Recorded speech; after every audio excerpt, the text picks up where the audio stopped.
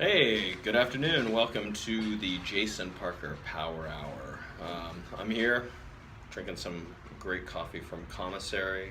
They're a chain here in Los Angeles. They have 4 or 5 locations. They have some really tasty coffee.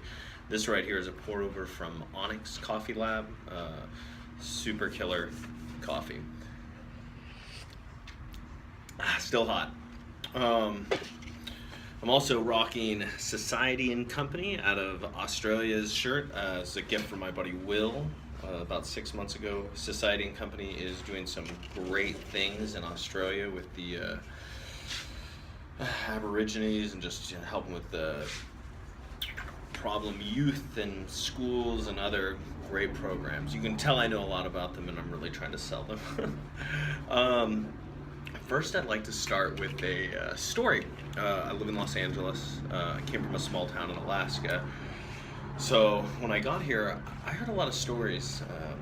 I feel like most of them, some of them were true, a lot of them are fake.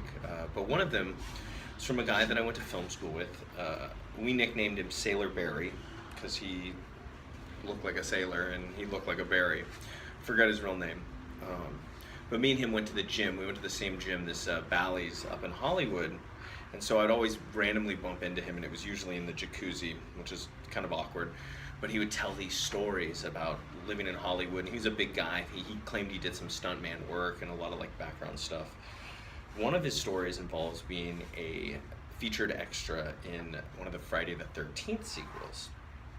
So he claims that he's playing a cop, and there's a scene basically where he pulls a gun and shoots Jason.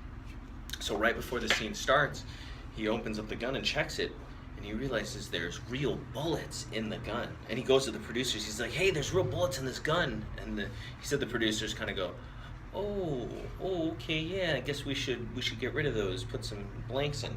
So Sailor Barry's assumption was that they wanted a death on the set. This is, Friday the 13th 4, Friday the 13th 5, whatever, 6. And, a real live crew member getting killed, especially the guy playing Jason, would be like a big deal, and like maybe get a few, extra seats in the theater, just like The Crow did. Whether or not that's true, I don't know. I don't actually remember any Friday the 13th scenes where a cop shoots Jason. Maybe part 6 possibly. And to give you some more background on Sailor Barry, Sailor Barry claimed that Steven Spielberg stole his idea for Jurassic Park. I don't know if he'd actually seen Jurassic Park, because his idea involved time travelers going back in time. I'd never really disagreed with him when he told me this stuff. He also said he was suing a family member of his because another family member of his came to him in a dream and told him that this other family member had stolen money. So that's Sailor Barry, you never know. My restaurant review of the week is actually not a Los Angeles restaurant, but a restaurant in Phoenix, a chain called Breakfast Club. I've been out there a couple times. Their prime rib Benedict is freaking phenomenal. It just blows away anything I've had in a long time. Just a great way to start a breakfast. The reason I'm doing Phoenix is because I've came to the realization that it doesn't matter who you are in the world, wherever you live, the most remote area, you know someone who lives in Phoenix, Arizona. So Phoenix, Arizona. I think they even have one in Scottsdale. I stayed in. Oh. Police helicopter. You guys know the drill. Give it a second to pass.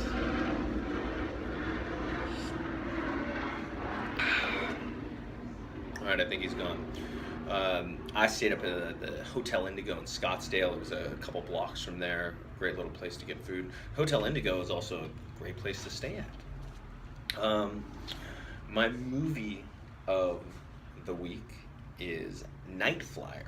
With all this kind of interest in Stephen King and I figured I'd bring up Night Flyer. It's a movie that came out in 1997, directed by Mark Pavia, starring Miguel Ferreira. He was the evil guy who comes up with, one of the evil company guys, the not so evil of the evil company guys from RoboCop, who ends up doing a bunch of blow with the prostitutes and then gets shot and killed by the dad from That 70s Show. But he's in it. He's kind of the only real main star. That and the guy who played Pee-wee in the original Porky's. Great movie, by the way.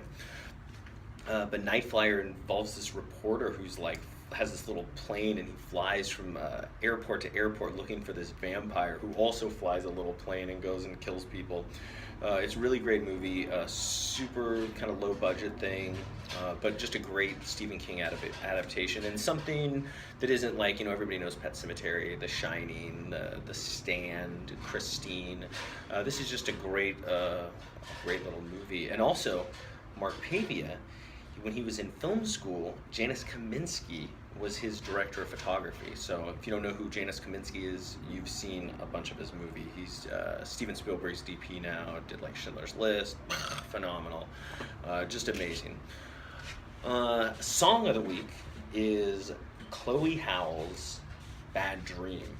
Chloe Howl's from the UK. She actually, when she was 10, recorded her first Christmas album and sold it as like a thing for school to make money. Dropped out of school at 16, got signed by Columbia Records.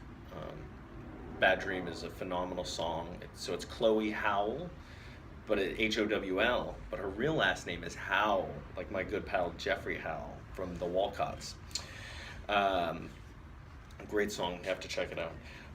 I've added a new, gotta get that, and Commissary's not even paying me, and look at how much I'm promoting them. Commissary, these are just great cups, great design.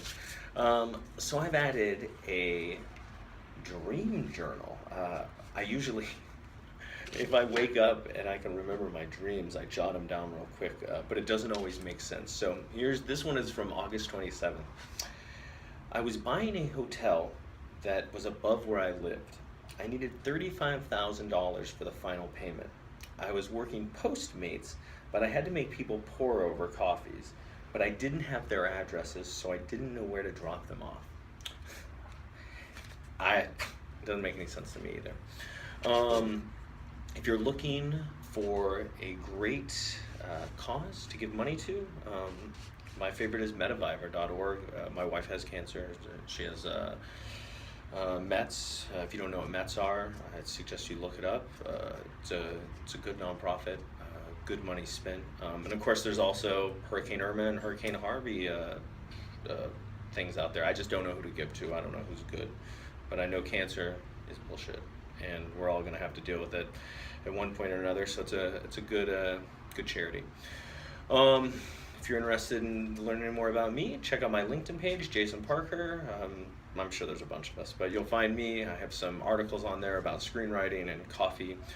If you have any questions about, let's say you're opening a new coffee shop, you want to know this, that, or the other thing, or just any other coffee knowledge, email me at incidentallycoffee@gmail.